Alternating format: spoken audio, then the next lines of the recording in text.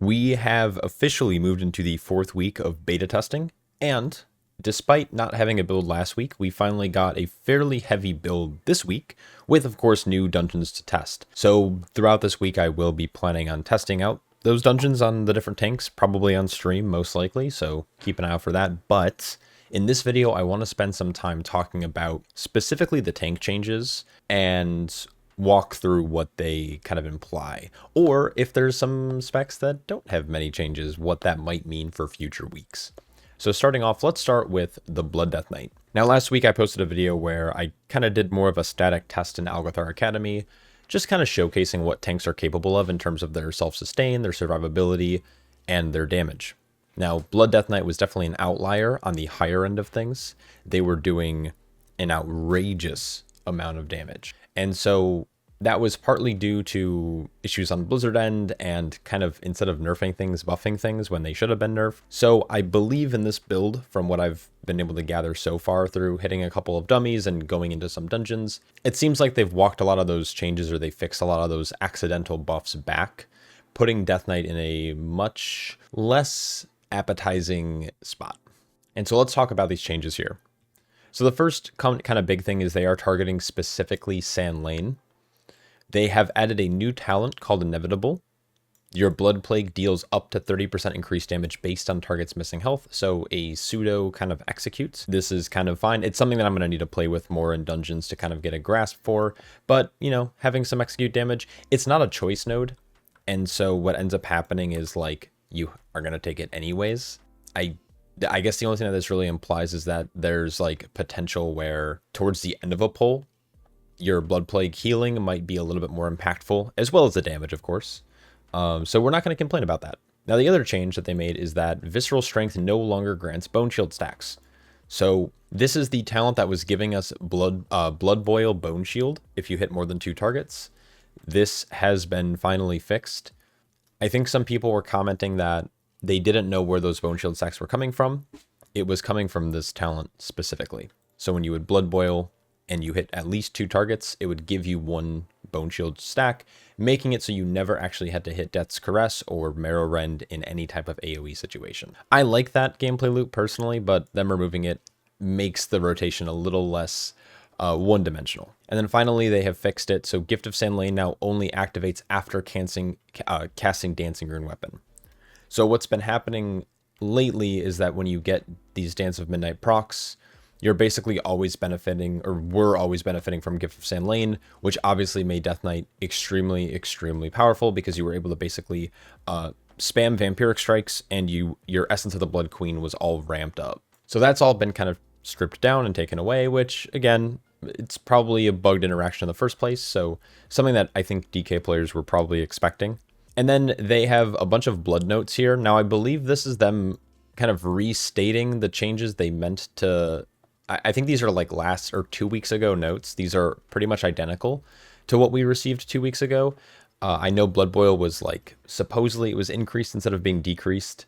So they are kind of pulling everything back in line. So I'm not going to go over these because I went over them a couple of weeks ago, but the notes are the same.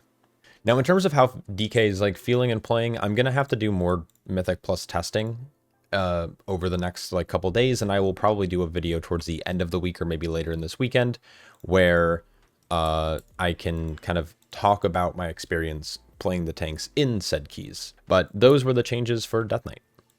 Now, when it comes to the other tanks, most tanks weren't touched. So Demon Hunter, the only thing, they updated some icons for the Annihilator hero talent, but basically they did not touch Vengeance at all. So we're going to skip past that. Similar thing with Druid. They actually only buffed their auto attack damage by 30%. This isn't tanks that aren't getting touched this week. Do not fret. They are probably trying to target specific tanks that need more help. So this week we saw Warrior on the far end in terms of their performance, like the low end, where they were doing like no damage, therefore no healing, and their survivability is kind of whack. And then you had BDK, which was a outlier on the other end of the spectrum, where they were doing infinite damage and infinite survivability. And so pulling those kind of outliers in line will give them a better base to work with. Now, Paladin I'll get to in a second, but yeah, Paladin is Paladin needs Jesus for sure. But Guardian Druid was one of those tanks that is performing really well right now, and I think that it's able to test this week in the other kind of Mythic Plus pool and see how it performs, then make tweaks after that. So let's talk about Monk, because Monk has a lot of interesting things going on, and of course this is my main, as well as I think a lot of people who watch my channel, most of you probably have some interest in Brewmaster. So we're going to scroll all the way down here. Now the big thing that they've changed is Master of Harmony. The capstone of the Master of Harmony tree is being reworked. Now, I don't know how I feel about this rework yet. I think it'll make it better and obviously less clunky for a lot of reasons. So what does it do? Now it's kind of broken down in a couple different parts. Some of it works the same, some of it's going to work a little bit differently. Now it's also bugged, so they need to fix that before we actually know how good this is. But when Aspect of Harmony deals damage or healing, it has a chance to spread to a nearby enemy or ally. Now this is something that we're familiar with. The idea that our stuff can spread. Now, does this really matter? Not really. When you directly attack or heal an afflicted target or an affected target by your Aspect of Harmony buff or debuff, it has a chance to intensify, withdrawing additional vitality to increase its effect up to 20%. So it's now going to amplify said dot or hot by dealing damage to said targets. It's fine. Now, here's kind of the big thing.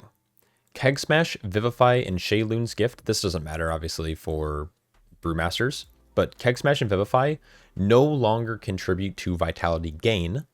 Instead, it draws upon your available vitality to deal up to 100% additional damage and healing.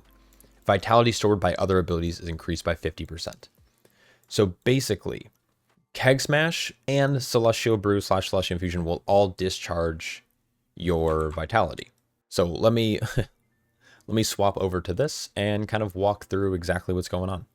So vitality can be tracked in the form of a permanent buff on our character. This is going to happen from casting Blackout Kick and Tiger Palm. You can see this Aspect of Harmony buff here. I have 9,000 vitality stored. Now I'm going to remove this. And now if I cast Keg Smash, you're going to notice that I gained vitality. No, wait, I didn't gain vitality. That was weird. The buff popped up for a half a second. But basically, I did not gain any vitality whenever I cast Keg Smash. No vitality. But everything else, Breath of Fire, Tiger Palm, Blackout Kick, Expel Harm, it's all going to gain. Now I have about 23,000 stored up, 24,000.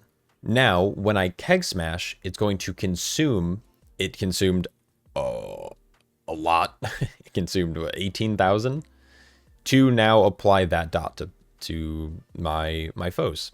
And so now when you're doing your rotation in combat, you don't really have to hit Celestial Brew to proc it, right? Every time I Keg Smash, it's going to cut this amount down. Now, there's a chance that you're probably going to still want to hit Celestial Brew to expel. Like right now I'm at 40,000, 50,000 to get like a bigger burst of damage or a dot on that person. But it's also naturally going to be consumed when you're doing your rotation. This is nice and really high end of content, like really like end game, because sometimes there's pulls that you can get to the 100 damage cap. It's rare, but the 100 damage or the 100% vitality cap before you actually have a Celestial Brew available, which then means you're wasting damage. So in this case, it should kind of add a little bit of a bumper to that where it's not so cut and dry. I think this change is fairly good. Now, I was under the impression that the final kind of tooltip here of the Coalescence, when it says Keg Smash no longer contributes vitality, instead drawing upon available vitality to deal up to 100% additional damage, I didn't think that was going to be... So right now I believe it's working in such a way where it's applying the vitality to the target. But I was kind of under the impression that Keg Smash was going to start dealing up to 100% more damage if it was able to consume that. But you can see here that Keg Smash, obviously a crit, but we have no vitality right now. If I Keg Smash once, it's going to hit... God damn it, why did I crit again? It's going to hit for 9k. And then if I store up a little bit of vitality here, I should at least have 9k vitality before I cast again, so it consumes up to all of it. I have 24,000. When I Keg Smash, it's going to still hit for like, I mean, it hit for 10k here, but there's some conditions here that are amplifying that. It's really just applying Aspect of Harmony. So the ebb and flow of the spec, feels better, I think. I'm not sure how it's going to actually play. I need to mess around with it. But yeah, let me know what you think about this reworked coalescence down below. Instead of it having just be a kind of having the trigger being set to Slush Shipper. All right, but now we can get into the big stuff. So they have updated Bring Me Another. This is our Apex talent. And these changes, I think, are a combination of things that I think people have been asking for or have been criticisms of the hero talent, and I think just overall improvements. And so the first one is drinking a brew has a 20% chance to leave you with an empty barrel. This is normal, but it's going to ricochet up to 4 times at 80% effectiveness just with this rank. So the first Apex talent is actually insanely powerful. So this ricochet used to be tied to the rank 2 and 3, and it was also a split. So if you had rank 2, it would be 2 times. If you had 3, it would be 4 times.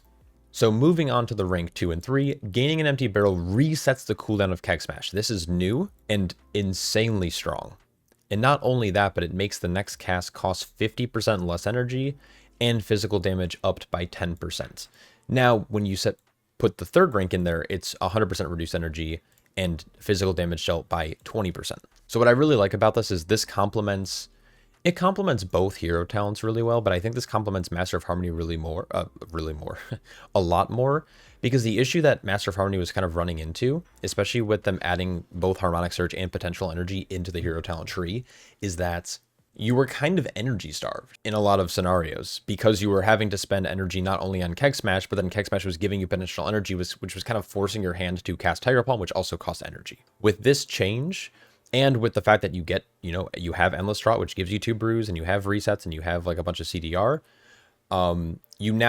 it frees up the energy, expenditure you are spending on Keg Smash, and it can now be allocated to Tiger Palm, which I think is a generally good change. Again, this is like in my head canon. I'm going to have to play with this in Mythic Plus before I really, really know. But I think this is a really good change. My only concern is that this kind of makes haste even more irrelevant now, because like we just straight up don't need energy anymore, especially when playing the Apex talent. Of course, you can opt not to play the Apex talent, but haste is still kind of a shit stat. And then finally, the rank 4 is exactly the same. You can now control when you gain an empty barrel, and it's going to heal 2 nearby allies with the drink. Also, empty barrel damage increased by 100%, so this is really big. My only complaint is that I really liked, okay, I shouldn't say liked, but I want Apex talents to be in a state where they are optional, but it's like might depend on the scenario. So maybe like in a specific raid fight, you might want your Apex talents. Maybe for a specific dungeon, you might want your Apex talent. But if you choose not to, you can gain a lot of power from your actual spec tree. This Apex talent and some other tank Apex talents are leaning in the favor of you will run them in every scenario, which then prevents you from playing a lot of other cool synergistic talents. When you overtune these kind of things, everyone's going to play them. Do you have to? No, not necessarily, but you'd be doing less damage and less healing if you don't. So that's my only kind of gripe with this kind of style of tuning, but I think these changes all are moving in a really, really, really, really good direction. And 2 other really good changes is that they just straight up increased empty barrels damage baseline, and it can now ricochet on the same target that they've already hit. This is big, because the problem with the old style of this talent is that as soon as you were in a single target scenario, the entire Apex talent was like thrown out the window because it couldn't ricochet off of anything. You'd throw the empty barrel, it'd hit your main target, and then it would just dissolve. So I think this is really good. Now they've had some other changes here. I'm going to kind of breeze through these because I don't want this video to be super, super long. Plus I'm going to be streaming later and I want to test these. Our cow, our Black Ox, has been updated. Stomp's now cast on Blackout Kick versus Purifying Brew. The area of contention with this is that Blackout Kick can only be cast so many times within a Black Ox window, where Purifying Brew had some kind of skill ceiling. It was also a little reliant on what talents you were running. Were you running High Tolerance? Were you playing Black Ox Brew? Were you playing Anvil and Stave? Were you playing Light Brewing versus Training? These kind of things made it so the most expressive amount of damage you can do was based around your Black Ox. If a good player was able to kind of store up a bunch of like good Purifying Brew usages or in higher keys, you were able to get more Purifying Brews off in that 25-second window versus now you have a static amount you can get. And I don't think it will make us play Fluidity Emotion to get that extra second off. So we're probably still going to play Shadowboxing Treads, which means that we can cast Blackout Kick every 4 seconds, meaning that we can get a grand total of 6 maximum casts in our Black Ox window. That's it. If you run Fluidity, it's of course going to be a little bit more, but then you're losing out on the cleave damage of Shadowboxing, which I just don't think in its current tuning is something that we could give up. So that's my gripe with this. I understand why they're doing it. They want it to be a little bit more consistent, and there's players out there who don't even Blackout Kick on cooldown. And so if you don't Blackout Kick on cooldown, you're going to miss out on the stomp damage, but now it just seems like the skill ceiling has been reduced, which makes me a little sad because they've already reduced it with everything else. Exploding Keg has been updated. It now resets Keg Smash, and with that, that means Keg Volley has been removed. It's just been baked into Keg Smash. So while it does say removed, it's just been baked in.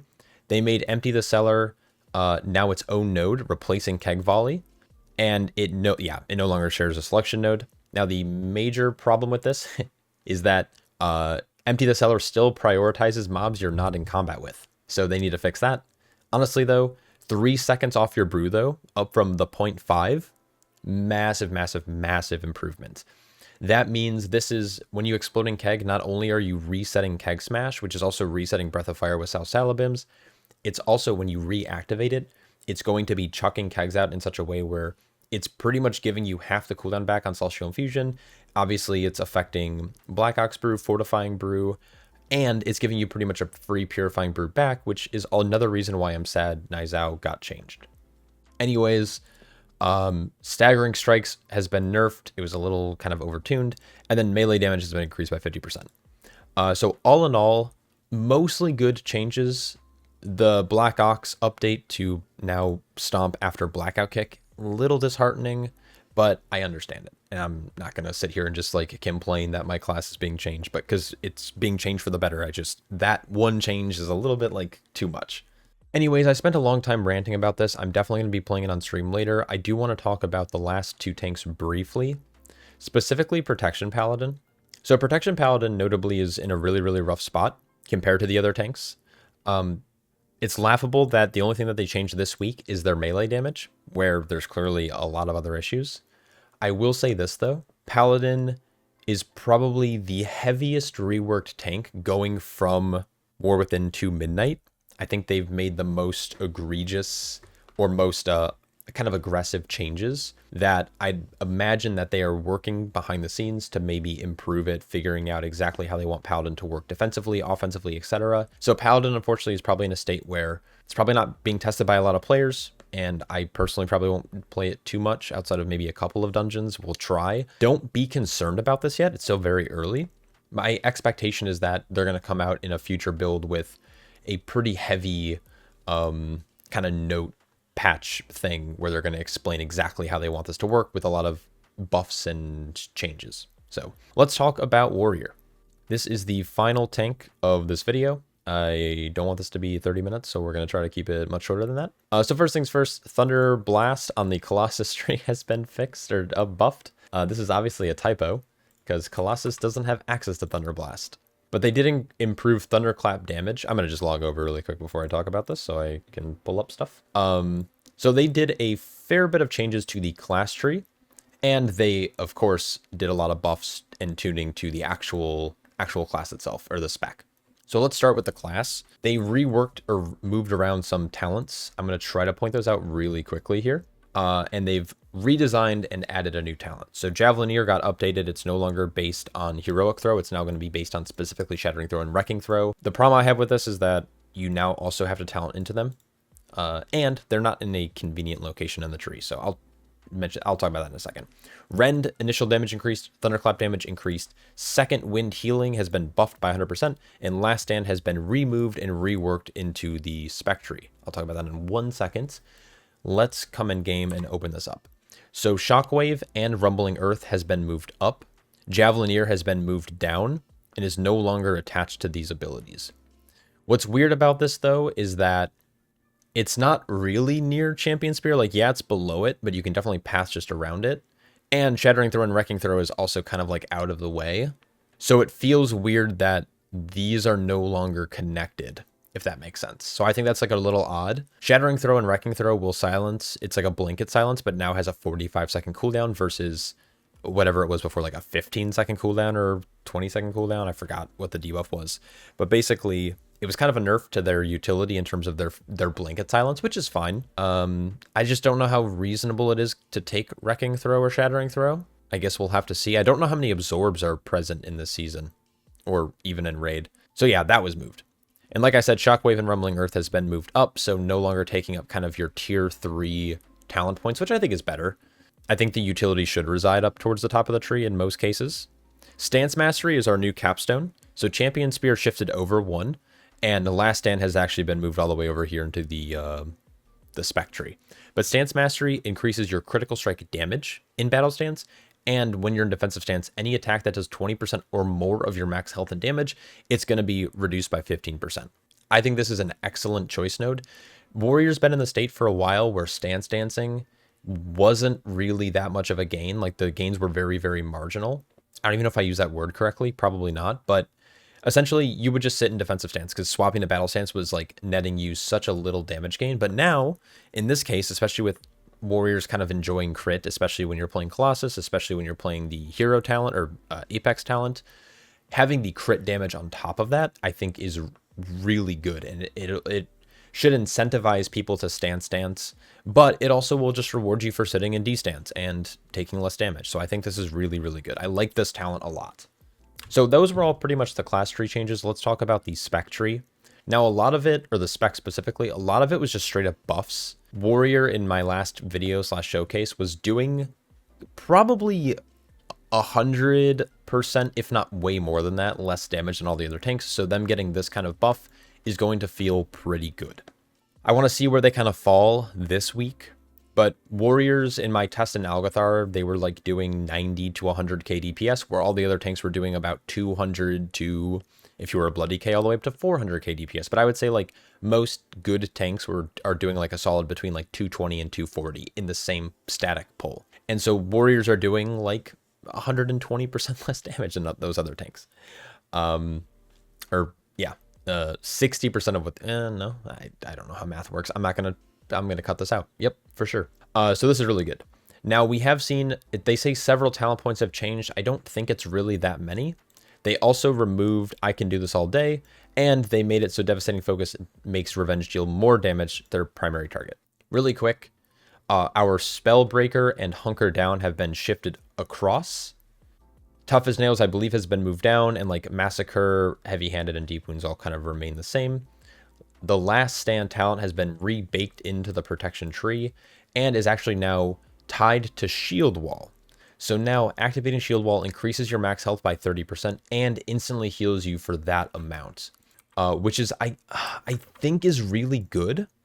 I like the idea of it, but I still don't know how I feel. But like if I come up here and I like take damage, this damage shouldn't matter. But if I pop this open, what happened to me, and I hit Shield Wall, boom, you see Last Stand heal me for 200k, sizable heal, but it's also increasing my max health by that much, so it's kind of like, you know, whatever. And then Last Stand will last for the duration of Shield Wall. So Shield Wall having a heal component to it feels kind of nice, even though it's also increasing your max health by that much, but still kind of cool. Like I said, I don't know how good this is actually going to be.